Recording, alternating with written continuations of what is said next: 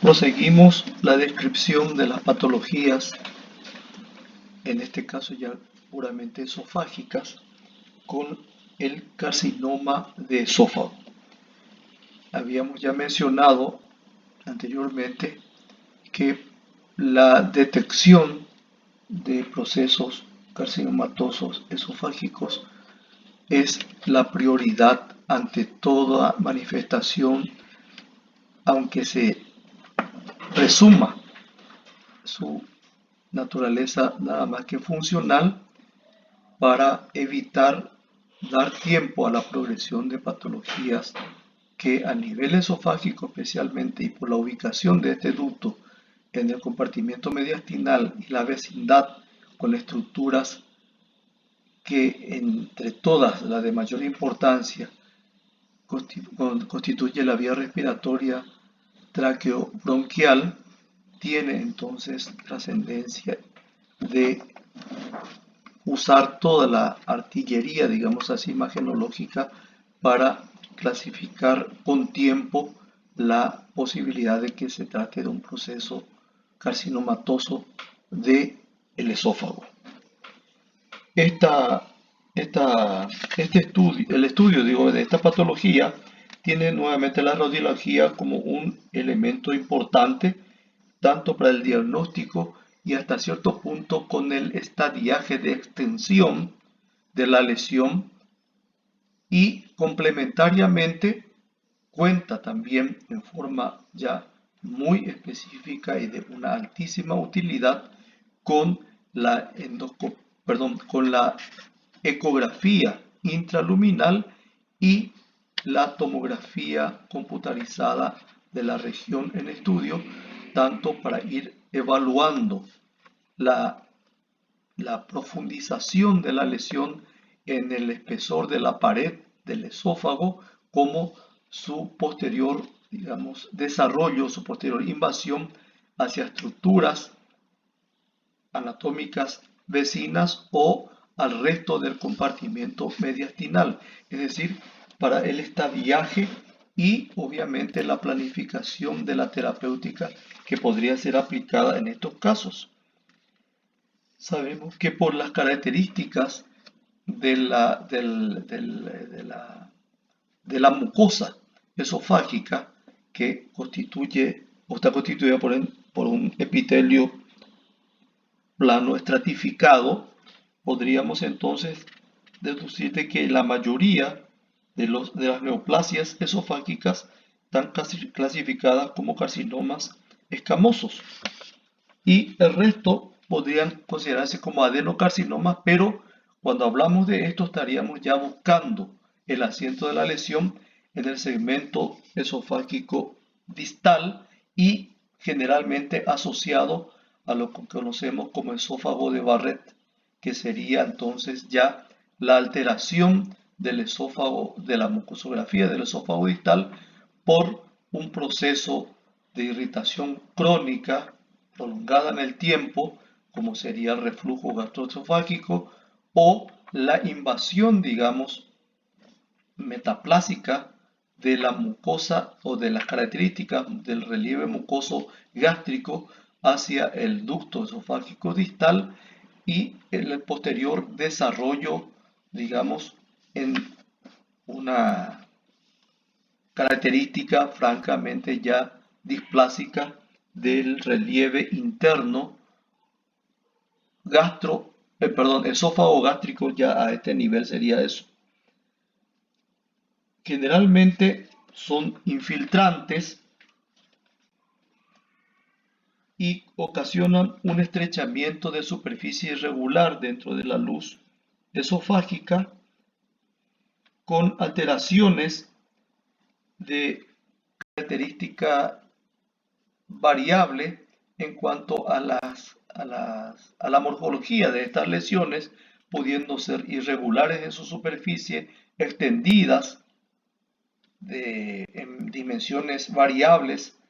a lo largo del ducto, ser solamente de una parte del interior ductal,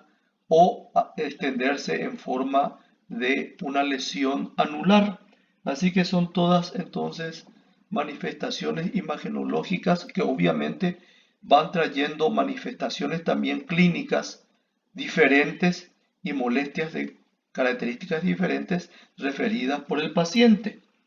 Así que si vamos a ir con estas variantes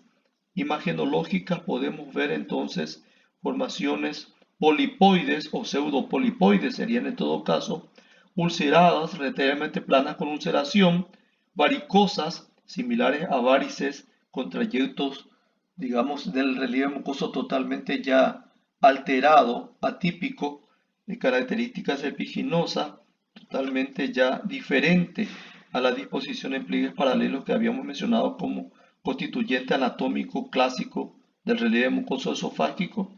y podría entonces también tener sobreelevaciones importantes que van reduciendo la amplitud ductal al nivel de la lesión y obviamente con o sin presencia de ulceraciones asentando sobre esa lesión por el proceso clásico que ya conocemos de la disrelación entre el crecimiento, la proliferación celular neoplásica y la velocidad con que puedan desarrollarse vasos sanguíneos que puedan mantener, digamos, con vitalidad a las células cancerosas. Así que pueden producirse entonces focos de ulceración, de necrosis de la lesión neoplásica, y en la medida que ésta es extendida en volumen y en superficie, pueden entonces tener mayor preeminencia la aparición de lesiones ulcerosas asentando sobre la cara intraluminal de la lesión. Habíamos conversado también que es necesario establecer el estadiaje o el grado de afectación del ducto esofágico o del territorio periesofágico. Puede que solamente alcance al tejido celular adiposo del relleno del mediastino, puede que alcance a estructuras orgánicas adyacentes como la parte, decíamos, traqueobronquial, aparato respiratorio, a ganglios regionales, etc. Y puede de esta manera entonces ser necesario conocer este grado de extensión en profundidad de la lesión que acabamos de mencionar como de características imagenológicas puramente intraductales, y que de esa manera podamos ir planificando la terapéutica que pueda ser aplicada a estos pacientes.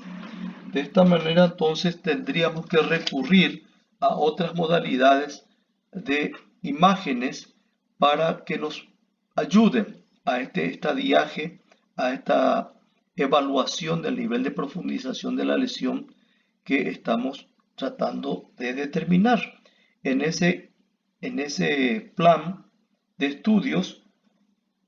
contamos con dos modalidades imagenológicas que son prácticamente suficientes y de un alcance relativamente, digamos, pronto, rápido y fácil para el estadiaje de una lesión cancerosa de esófago.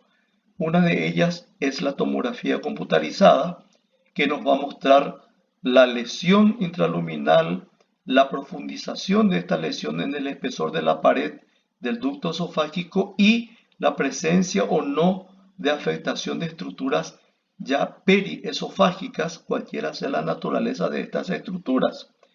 En el caso de también otra modalidad de estudio imagenológico, estaríamos hablando de la ecografía intraluminal, es decir, la introducción de una sonda de ultrasonidos al interior esofágico con un mecanismo similar a la de una endoscopía, y de esa manera también nos va a ir mostrando no solamente la lesión o el crecimiento intraluminal, sino el espesor de invasión a la pared y la posibilidad de extensión de una invasión de estructuras mediastinales. Ahora bien, si vamos a hablar de otro método de estudio de un proceso carcinomatoso esofágico, estaríamos hablando de facilitar las imágenes y eventualmente asociarlas con toma de muestras biópsicas y estaríamos entonces recurriendo a la endoscopía digestiva. Con este método podríamos tener nuevamente imágenes mucho más, digamos, eh, de diferentes puntos de vista de la lesión. Podrían eventualmente tenerse dificultades, para la progresión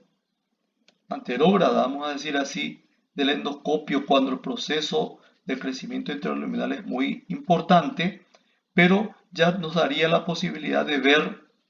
las características de la superficie intraluminal de la lesión y más que nada la adquisición de muestras biópsicas para remitirlas al estudio anatomopatológico de manera a ir cerrando el paquete, digamos así, de estudios necesarios para plantear o para planificar una terapéutica adecuada para pacientes con este tipo de patologías. En el grupo de imágenes a las que ustedes ya tienen acceso, se pueden ir encontrando con sus correspondientes señalizaciones y hay veces también alguna de ellas con el correspondiente, digamos, la correspondiente descripción cortita por debajo de las imágenes de las características de la lesión de las que estamos mencionando.